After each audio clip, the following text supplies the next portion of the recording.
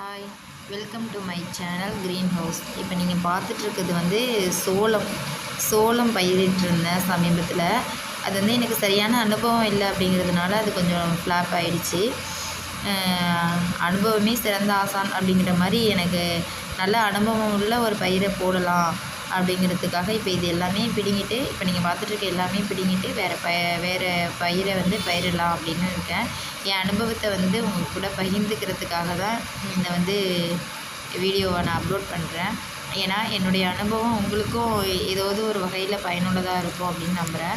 இப்போ மழை பெஞ்சிட்டு இருந்தது, மழை பெஞ்சதுனால கொஞ்சம் ஈரம் இருக்குது, அதனால் இப்போ கையால் பிடுங்கிறதுக்கு வருது.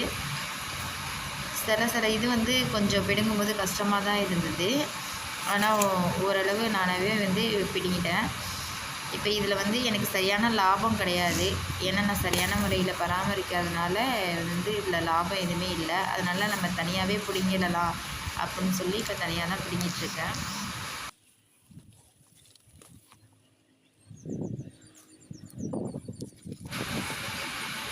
இப்போ இது ஃபுல்லாகவே வந்து பாதி அளவுக்கு பிடுங்கியாச்சு. இன்னும் பாதி அளவு தான் இருக்குது. மொத்தமாக எனக்கு வந்து இது வந்து ஒரு 1.5 hour இது ஃபுல்லாகவே பிடுங்கிறதுக்கு டைம் எடுத்துச்சு. இப்போ விவசாயத்தை பொறுத்த வரைக்கும் கடின உழைப்பும் ஆர்வம் தான் வேணும். இப்போ இதெல்லாம் எடுத்துகிட்டு அடுத்த வீடியோவில் என்ன பயிரிடலாம் அப்படிங்கிறத பார்க்கலாம்.